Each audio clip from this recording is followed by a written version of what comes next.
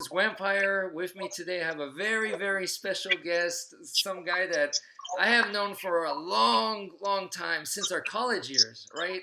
Mr. Jaime. Thank you. Yeah, the college years, some crazy and fun times, weren't they? Yes, yes, yes. And we had a little grappling club that we unofficially created at that time, and you were our leader, the captain of that grappling club. I remember all the guys respected you, including myself. We had the utmost respect. You had the nickname "a man with 1,000 moves." You were a monster back in the day, but now you've kept it up. You've kept up your martial arts training, and you are even more of a monster now. I don't know about that. I remember the club we had, but truthfully, I was just one of the guys. I appreciate the name y'all gave me, but I think we were all the same, just trying to learn. At that time, it was the UFC that burst onto the scene, Yes. and they created a whole new paradigm for those that weren't very aware of the grappling. Absolutely. So. Right. Yeah, those are definitely some fun times back then. Well, back then there wasn't any grappling schools because it was so new, and so in a way, us getting together like that, we provided you or you provided a venue for us to kind of like learn it together as a group and have fun together. So that's what was amazing. When there is no schools around, we made our own school, right? Yeah, and I mean, we learn from everybody. Everybody had different abilities, different body types. Different outlook on the grappling. I think the different arts had a certain grappling aspect, but not the dedicated grappling aspect that the Brazilian Jiu-Jitsu brought to the table. And we also had different backgrounds, and so let me get into that for you, just for my viewers. So how long have you been training martial arts, and like what kind of styles have you trained in? Just a general idea, please. I've been training on and off for about over 25 years. When I was little, my brother had a martial arts camp in our backyard, literally in our backyard, where people would come. There was I believe he was a Tuxedo master from Mexico, and so I stuck with it. But officially, I started practicing around 92, 91 time frame in an art called Chinese Kempo, and it's been a growth, just like everybody else takes. Right around the same time the UFC got in, and started realizing the importance of grappling. Yes. You had two views of when the Gracies burst onto the scene with the UFC. Those that that won't work against me, and those that realized, like, dang, if I get taken to the ground, I'm not sure I know how to deal with that. And so I took that approach, right. And so like everybody else, I cross trained, did a little bit of this or that, just to try to be as well rounded as you could. Yes. And right now I'm more as you get older, you have a different philosophy in life, and I started to realize at some point that. I started researching and reading about criminals that are these hardcore criminals I'm talking about, not your pot smokers or whatever, right. but these criminals that have been in prison 10, 15, 20 years. Yes. Dealing with them is a different animal, and I started realizing that much of what I was taught is dealing with an opponent in a dual fashion, Right. Right. And these guys don't approach you like that. They don't attack you like that, and their mindset is just different. I mean, they don't have a fear of the law. And I started to realize, like, wow, how would I fare against somebody like that, And that's when I got more into the combatives aspect, and I realized that, criminal will typically doesn't assault you head on, one-on-one. They'll ambush you, and in an ambush, they'll typically use a weapon. Right. In particular, a knife. There's no training needed, no license needed to have a knife. You don't have to spend $500-600 like you would a firearm. Yes. You can get one at a grocery store for $2, and it does the same thing as a $300 knife. And so that's how the approach that I'm at now. My evolution, so to speak. Right. Okay. So you are a certified tripwire instructor. Please tell us about tripwire now that you're talking about combatives. Well, the tripwire sprang from a system called Piper, which is a South African in origin. It's a bladed combat system that criminals use in South Africa, and there's two types. There's the prison assassination type, and then there's a type that the street gangs use. Tripwire is an offshoot of that. My instructor is Lloyd Dion, and it's a counter-combatives, counter-ambush strategy in dealing with, because, the Piper is a criminally driven, criminal mindset type, a predatory knife system. And so Tripwire is like the counter-ambush in delving into how a criminal thinks. There's more than just technique. Right. There is a mental system that a criminal uses, how they select your victim, and how they set up the victim for ambush. Right. And a lot of those are, is knowing the pre-assault indicators. It's like a system of defenses you set up, right? And before I wasn't very well versed in those, and so Tripwire is basically that. It's counter-ambush, counter-combative system. Nice. And it's a knife-driven system. Okay, excellent. So, because of COVID right now, a lot of us, we have to teach online, and you do it via FaceTime on Facebook. So do you have a CMAC Del Rio page? Is that the best way to contact you? Sure. The CMAC Del Rio's got my email. It's got my phone number, and of course you can message through CMAC Del Rio. Okay. And I put videos in there. I don't put a lot of videos of the knife system. It just in my opinion, I have a problem with people putting videos on how to assassinate somebody. Right. There's possibly some legal aspects there if somebody uses one of those techniques. And not that you're going to be held liable, but you still have to hire a lawyer. You have to hire somebody to defend you, and that costs money. And so a lot of what's there is just informational. Just getting other articles from other websites and posting them on there. But sometimes there's humorous things in there, but it's just general information. Okay. And occasionally I'll put a video on knife passing, hiding the knife, and what to look for against criminal, things like that. And CMAC stands for Simple, Effective, Aggressive Methods of Combate. Okay, and yeah. This is another style that you studied, but this is kind of the first one that got you into combatives, right? Before Tripwire. Yeah, that's when I was living in San Antonio. Okay. A gentleman by the name of Mike Blackgrave, he is the founder of the CMAC system. Okay. And so the foundation of CMAC is the Filipino arts, specifically the Ilustrísimo method. And Mike's got pretty interesting background, and so his personal experiences is how he brought the CMAC system together. And he's delved into Wing Chun right now. He's heavily into the Brazilian Jiu-Jitsu, and so CMAC is like a platform. There's movements, techniques that people adapt. Mike is about 6'4", 6'5", and 270-ish or something. I'm 5'9", 170. I can't do a lot of things he does, and vice versa.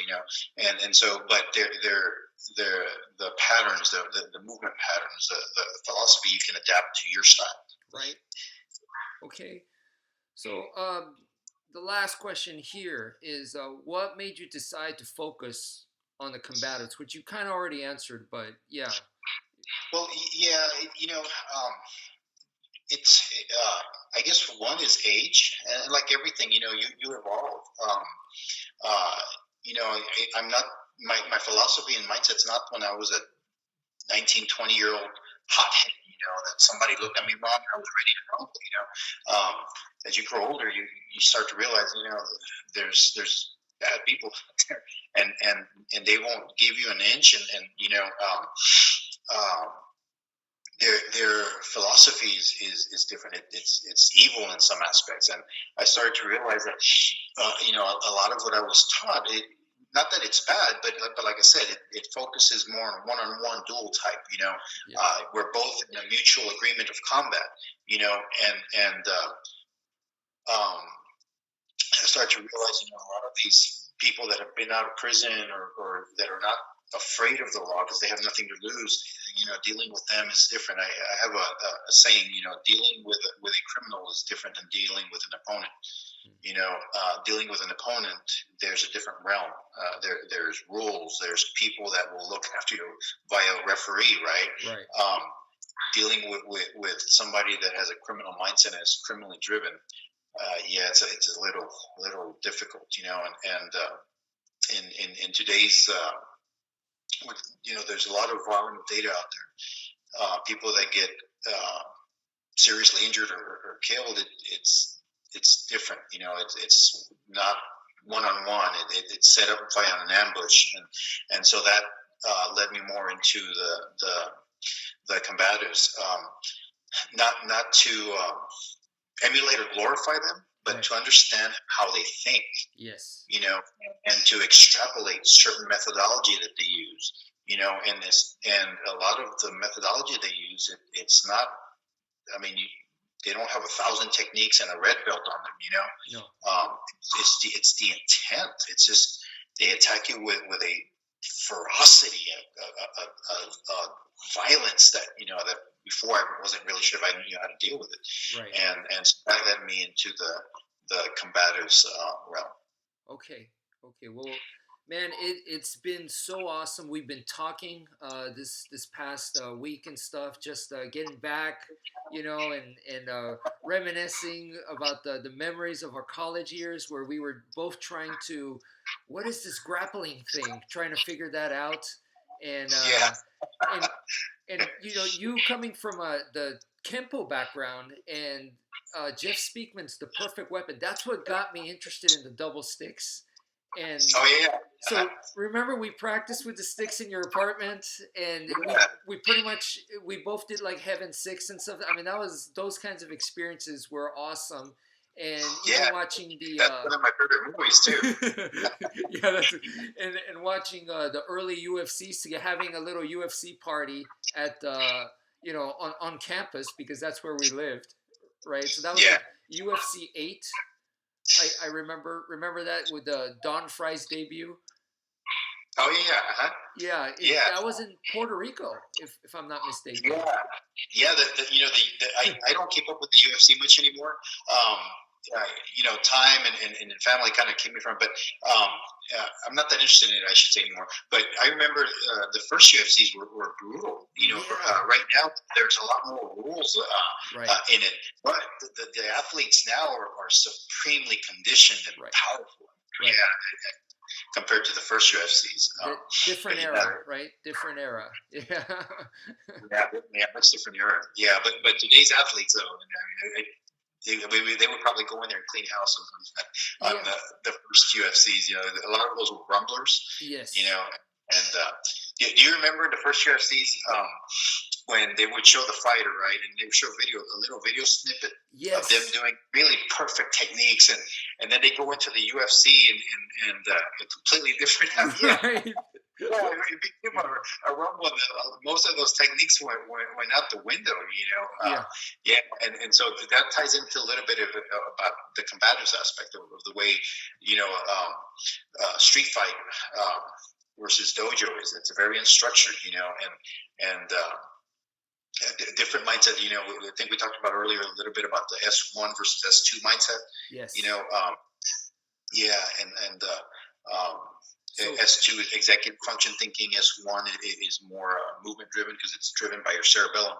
More instinctive, right? Yeah. And that ties a little bit into the combatives because tripwire SEAMOK concepts. You learn to draw on your cerebellum, to counter the criminal mindset. So that's very interesting because what they're trying to do is they want something from you, so they're going to be very primal and instinctive. They have a purpose driven goal that they're after, and to counter that, it only makes sense that you also, if you're thinking too much while they're being instinctive, they're always going to be way faster than you. They already have the advantage trying to attack you first and set you up, so it makes sense to me. Yeah, and the criminal determines the time, place, and location of ambush, and so you're already behind the eight ball when you're dealing. But there are certain concepts that you can do to counter that. The criminal's already coming with the intent, like you said. I'm taking that watch, or I'm taking the shoes. And they're already coming with the intent is, well, how are you going to do it? Well, I'm going to put this into him. How I'm going to do it, I don't know, but I'm going to put this into him. Right. And see that they're really primarily focused, but knowing that helps you better prepare, because the way they approach you, there's a weapons check where they make sure their weapon is there, out of line of sight from you, and usually it looks like they're lifting up their pants. Right? When me and you lift up our pants, we usually use two hands, but if somebody doing this, out of line of sight with one hand, that's a big red flag. Right. There's a sudden trajectory shift towards you, and then they do what's called the interview. Like, hey, buddy, what time you got? Or, hey, where'd you get those shoes? Mm. And that's another tripwire, so to speak, that you can set up. Yes. Knowing that, right? Knowing their methodology, and then you can counter that by being aware. And if they get to your last line of defense because you were unaware, you were distracted, whatever, and those hairs in the back of your head kind of go up, like, hey, there's something off about this person, yes. And somebody asks you get to the point of the interview, like, hey, where'd you get those shoes? Hey, aren't you Robert that works at the AutoZone? Hey, I think I know your brother. But if you notice that I'm setting up a line of defense here, right? My hand is my last line of defense. I'm tapped into S1 thinking I'm now the loaded gun. And as he's focusing on that question, focusing on my hand, I've just drawn my knife from behind here, right? And so I set up my tripwire. And so before, I didn't even think about things like that, simple things like that anybody can do. You're turning it around on them. Yeah, exactly. Yeah. Or the blue moon marks over the Yellow River. What? What? Once you get them thinking about it, what did you say? What? They're off course. You got them thinking, right. Back in S2, well, it gives me a chance to escape or get my whatever weapon I have ready, So that's a little bit of the concept philosophies that I'm into now. So it sounds like a very valuable info, and once again, it's to me it's really awesome that you kept doing your martial arts, and I'm also one of the guys from that original group that kept doing it, and we kind of followed the similar path where you kept pursuing your grappling. You've even entered tournaments that you just told me about, which is awesome, and you did extremely well in those, and then from there you decided to pursue the combatives. For me, I experienced some, I did a security job, and I also went through some really bad neighborhoods that I used to live in, and from there, I started shifting into more combatives type stuff, and going back to Filipino martial arts. Yeah. I think we follow the same path because I think we had the same mindset. You're a humble guy, despite how the skills you have, the excellent skills you have, but you still keep a sense of humility, and so do I. There's no one system that's the be all end all, and I think we both, with that same mindset, followed the same trajectory there. You realize a humble heart, a humble mind keeps you realize like there's always something I can improve on, right?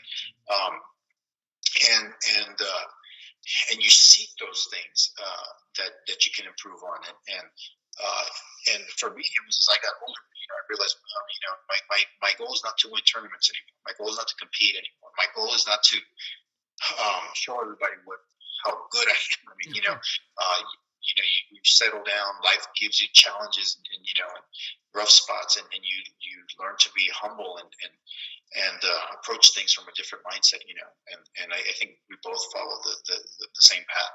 Awesome. Awesome. Just following your lead, bro. Always keep learning, and always keep learning, and so Yes. Student for yeah. life. Yeah. Well, once again, it's been awesome touching base with you again, and I hope to be able to talk with you some more and get into your some of the fascinating stuff that you found. So I think this is a good place to end this for now. And wmpyr over and out. And thank you so much for visiting us, Mr. Jaime. Awesome, my honor. Thank you very much. I appreciate it. All right, take care.